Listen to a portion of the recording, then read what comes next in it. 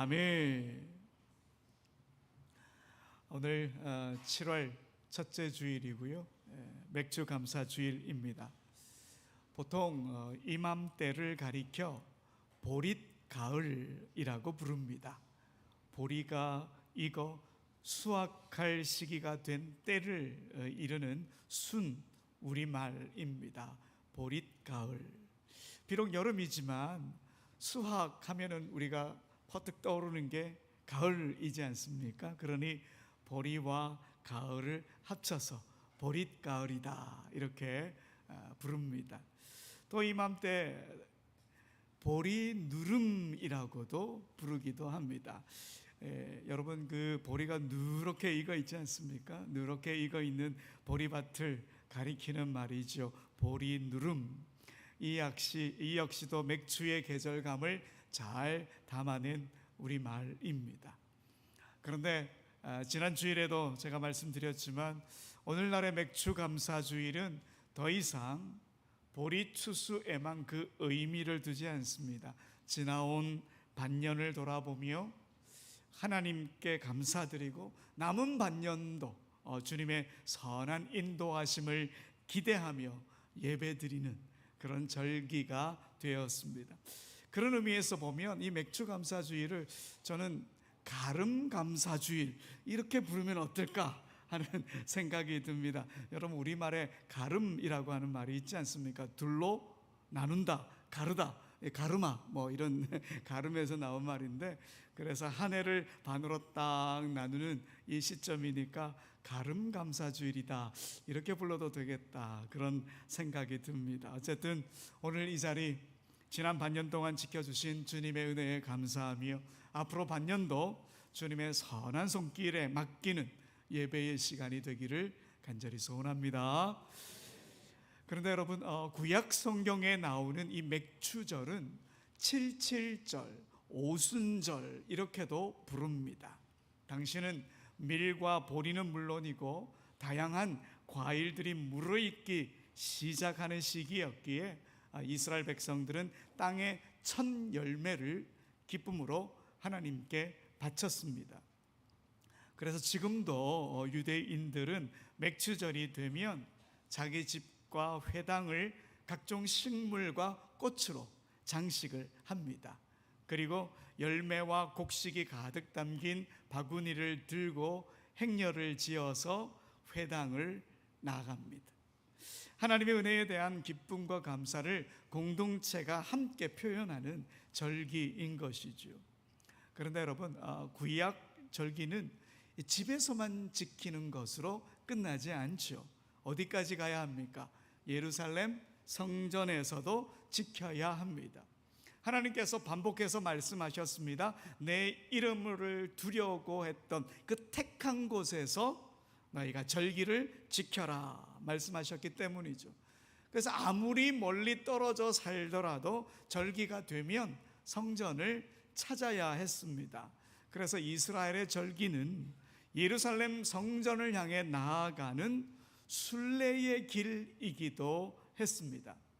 가나안의 북쪽이었던 갈릴리에서 성전이 있는 남쪽 예루살렘까지 적어도 3일 이상 걸어야 했습니다. 유대인들이 지나가길 꺼려하는 사마리아 땅을 통과하면 3일 정도 걸린 거고요. 거기를 피해가지고 요단강 동편을 이렇게 따라 걸어가면 5일 이상 걸립니다.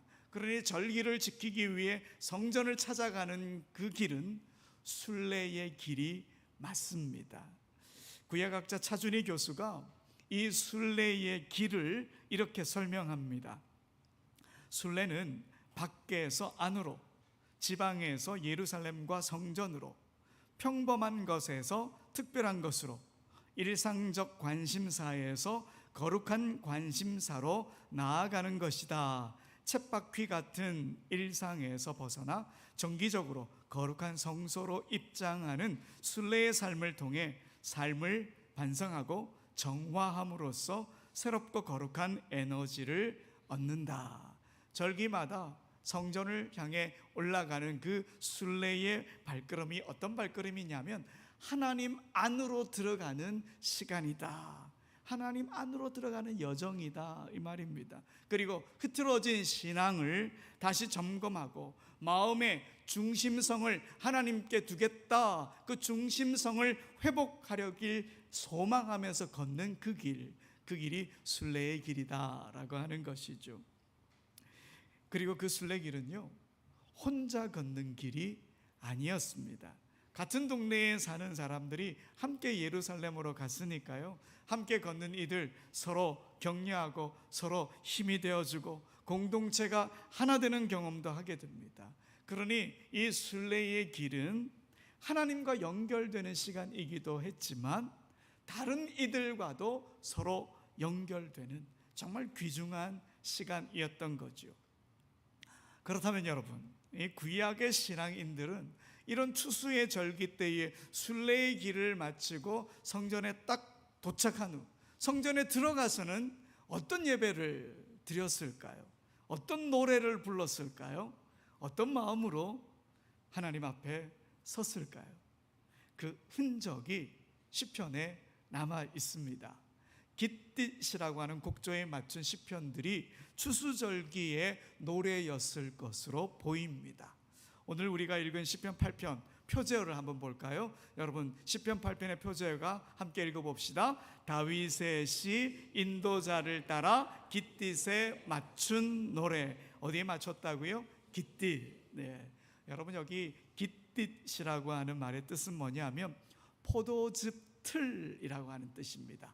포도즙 틀. 포도를 수확한 후 즙을 짜기 위해 사용하는 틀이지요.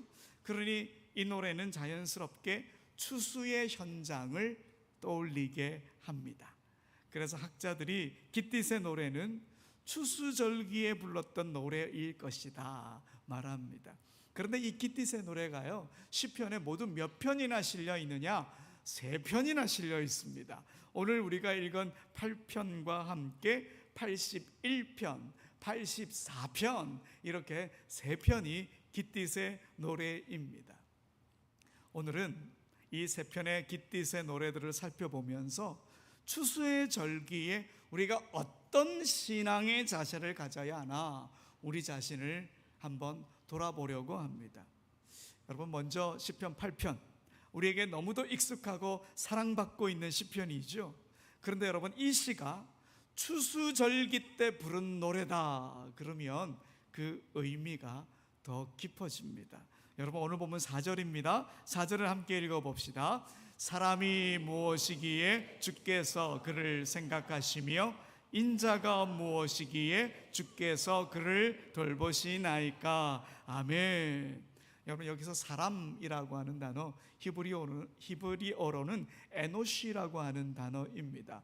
히브리어에서 사람을 뜻하는 단어가 몇 단어 되는데 그 중에서 에노시라고 하는 이 단어는 어떤 의미를 가지고 있느냐? 죽을 수밖에 없는 존재, 연약한 존재, 깨지기 쉬운 존재, 이렇게 인간의 나약함을 드러내는 단어가 바로 이 에노시라고 하는 단어입니다. 그러니까 시인은 인간의 나약함에도 불구하고 하나님께서 우리를 사랑해 주신다.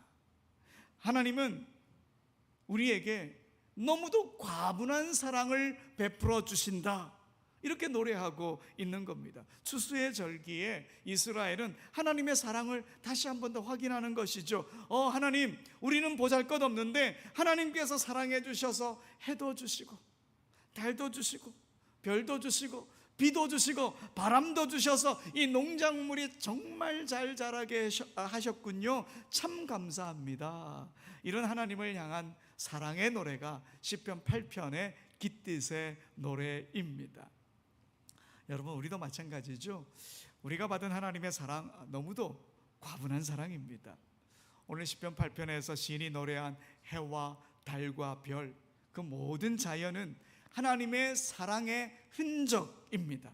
우리에게 주신 가족도 마찬가지고 지금 우리 교회 공동체도 그리고 주님의 십자가까지 모두 하나님의 사랑이 우리의 삶에 새겨진 흔적입니다. 여러분, 절기란 바로 하나님의 그 사랑을 다시 확인하는 시간입니다. 그런데 여러분, 우리는 그 사랑을 너무도 당연한 것이라고 여기고 심지어 값싸게 여기는 건 아닌지 모르겠습니다. 하나님의 은혜가 값없이 주어졌다는 그 이유로 그 은혜의 가치를 가볍게 여긴 적은 없는지 우리가 돌아봐야 합니다. 여러분 6절을 한번 보셔요. 오늘 본문 6절에 보면 주의 손으로 만드신 것을 어떻게 하라고요?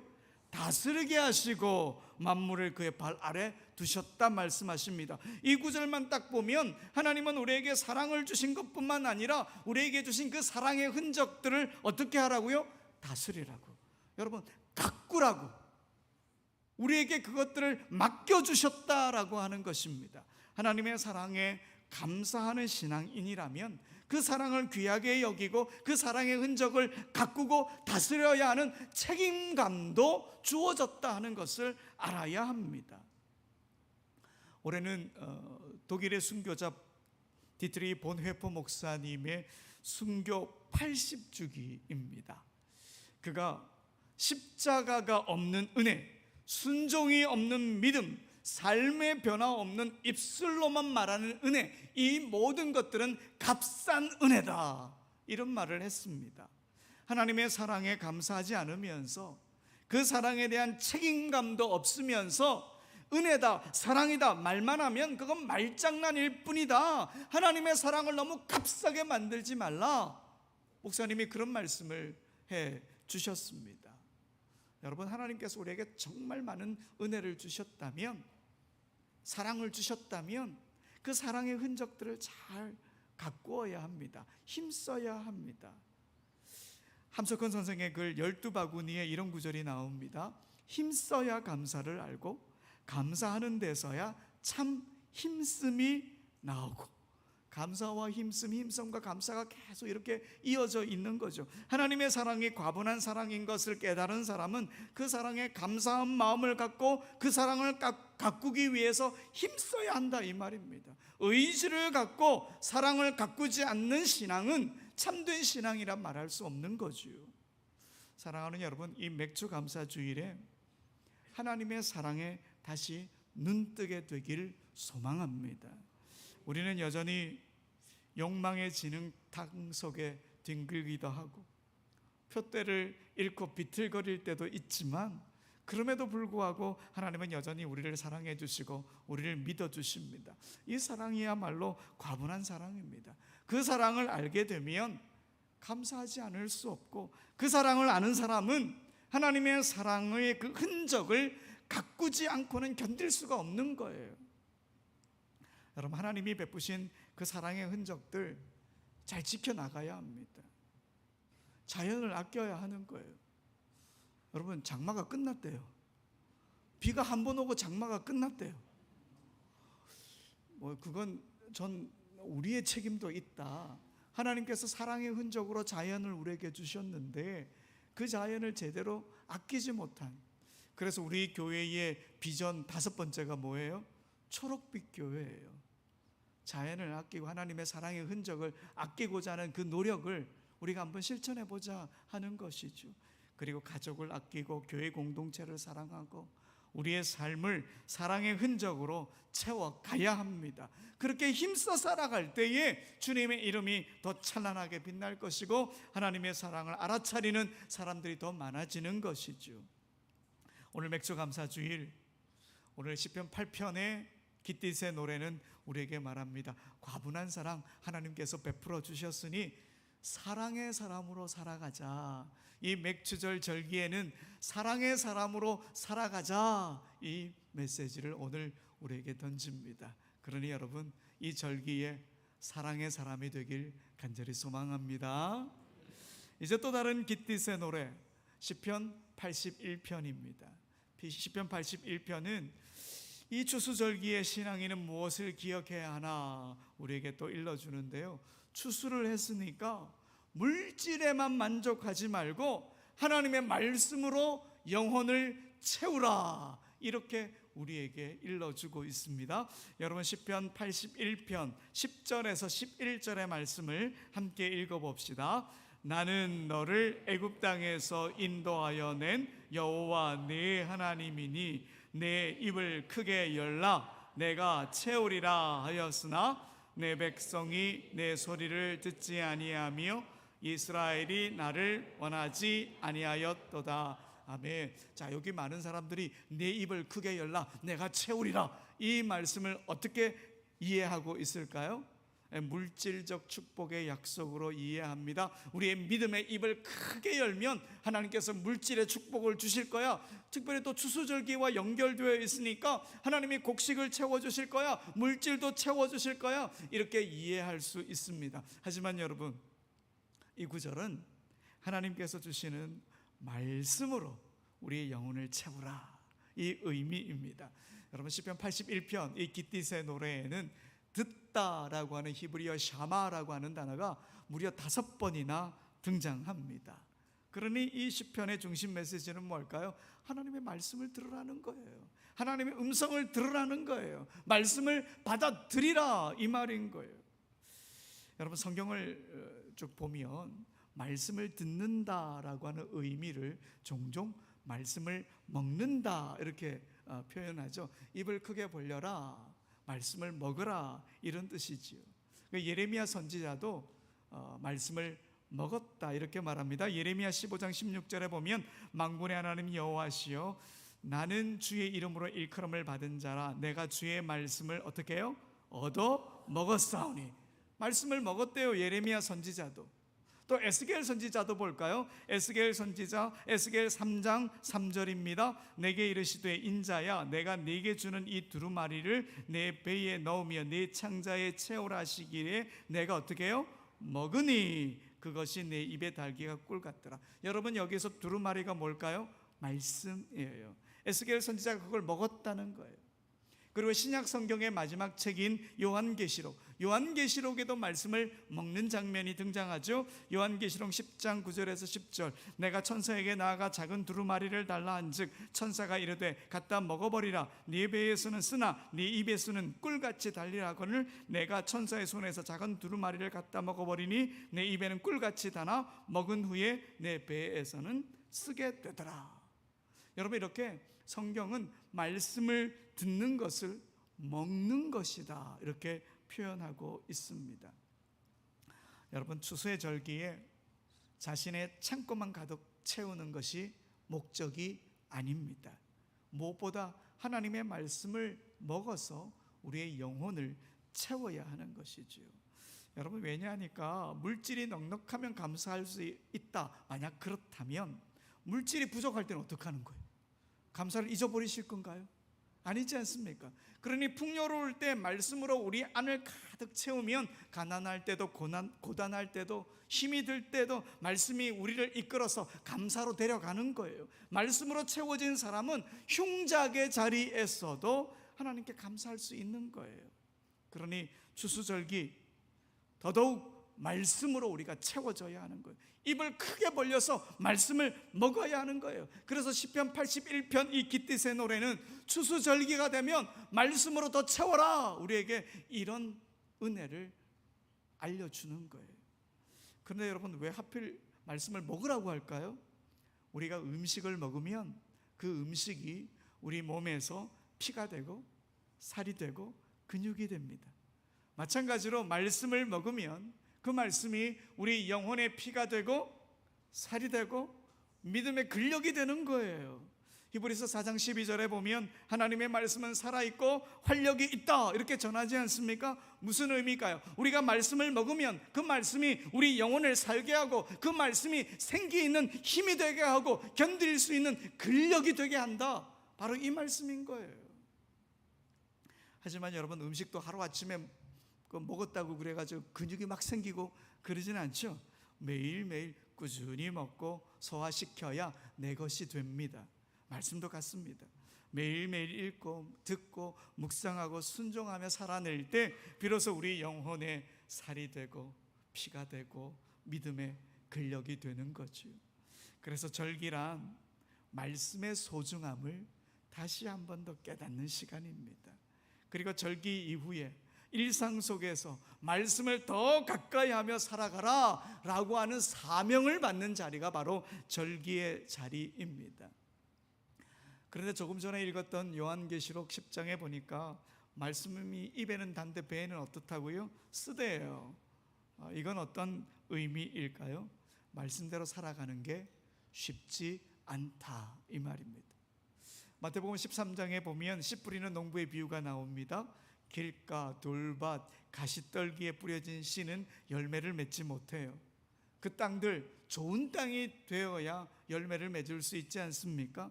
그러려면 밭을 갈고 돌을 골라내고 가시를 뽑아야 하는 거예요. 말씀이 열매 맺기까지는 반드시 이런 인내의 시간이 필요합니다. 그래서 말씀은 달지만 쓰기도 한 것이지요. 그러나 그 인내의 끝에는 반드시 하나님의 열매가 맺힐 것입니다.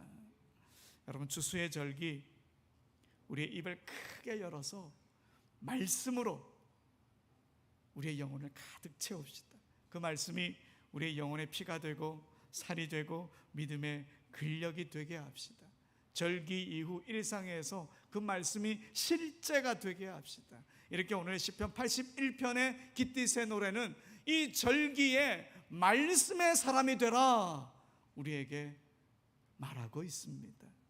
이제 마지막 깃딧의 노래인 시편 84편을 한번 볼까요?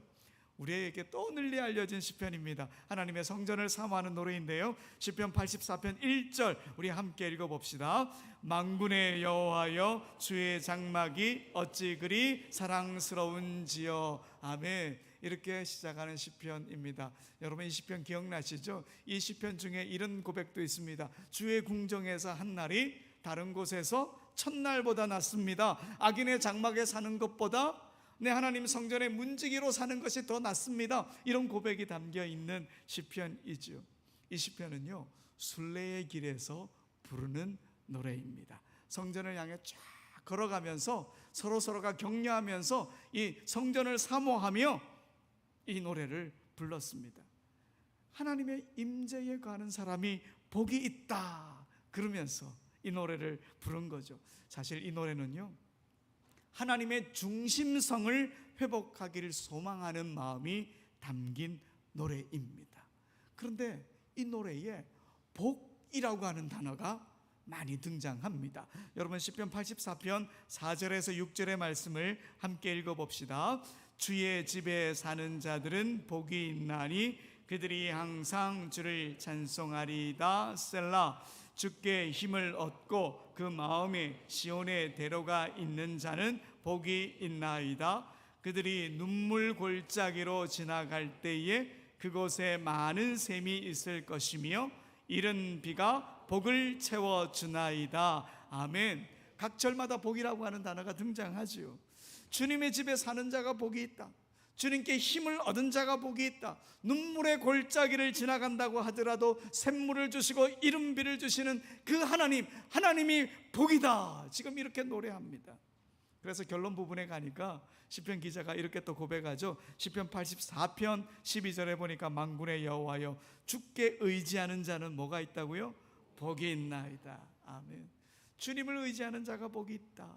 여러분, 이게 바로 하나님의 중심성을 갖는 것이 복이 있다, 이런 의미입니다. 추수의 절기인데 물질이 복이 아니라는 거예요. 그럼 뭐가 복이라는 거예요? 하나님이 복이라는 거예요. 추수의 절기 풍요로울 그 순간에 물질이 복이 아니야, 하나님이 복이야. 하나님의 중심성을 잃지 마. 깃딧의 노래가 오늘 우리에게 일러주고 있습니다. 여러분, 이 시편을 읽다 보면요, 원천적으로 이 절기를 지키게 하신 이가 누구냐? 이 질문 앞에 서게 됩니다. 누굽니까? 하나님이시죠. 그러니 하나님이 복의 시작이고 복의 마침인 거예요. 그래, 눈물의 골짜기를 지나더라도 하나님과 함께라면 복된 여정이 되는 겁니다. 여러분, 이것이 시편 84편 깃딧의 노래가 오늘 우리에게 들려주는 하나님의 중심성을 가져라, 이 메시지입니다. 하지만 여러분, 우리는 살아가다 보면 중심성을 잃을 때가 많습니다. 세속의 흐름 속에 흔들리고 마음이 막 흐트러지기도 하죠. 그래서 절기란 하나님의 중심성으로 다시 가지런하게 우리의 마음을 정렬하는 시간이기도 한 거죠. 언젠가 제가 말씀드린 적이 있는데요, 믿음은 힘이다. 밑에 있는 힘이다. 저력이다. 제가 그렇게 말씀드린 적이 있습니다. 여러분, 오뚜기가 다시 일어날 수 있는 이유가 뭘까요? 밑이 무거워서 그래요. 밑이 무거워서. 하나님을 중심에 둔 사람, 신앙의 밑임을 가진 사람, 오뚜기처럼 다시 일어설 수 있는 거예요.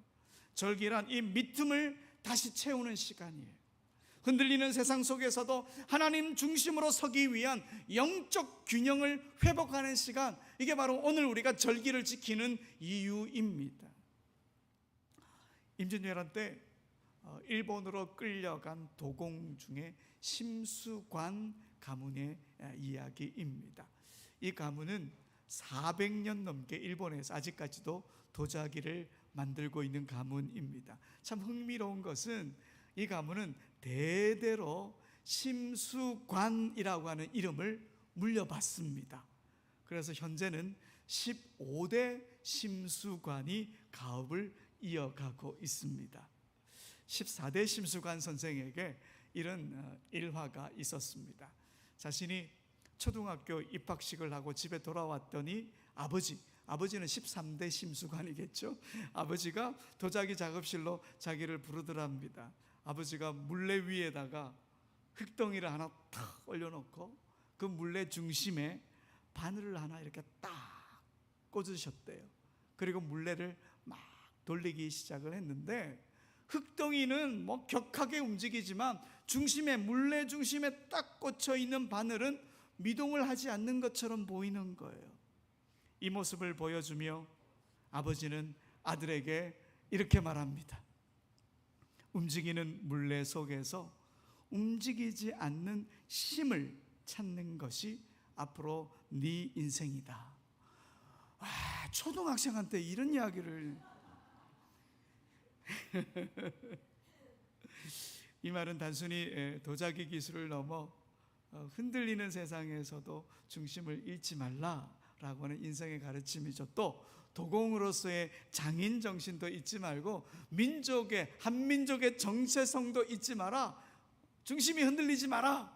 바로 이런 의미가 있는 말입니다. 여러분, 신앙인이야말로 이런 사람이 되어야 하지 않겠습니까? 세상은 요동치고 삶은 이리저리 흔들리지만 하나님을 중심에 둔 신앙인은 흔들리지 않습니다. 그 중심에 하나님을 둔 사람, 그 사람이 바로 복 있는 사람이다. 오늘 시편이 우리에게 일러주고 있는 것이죠.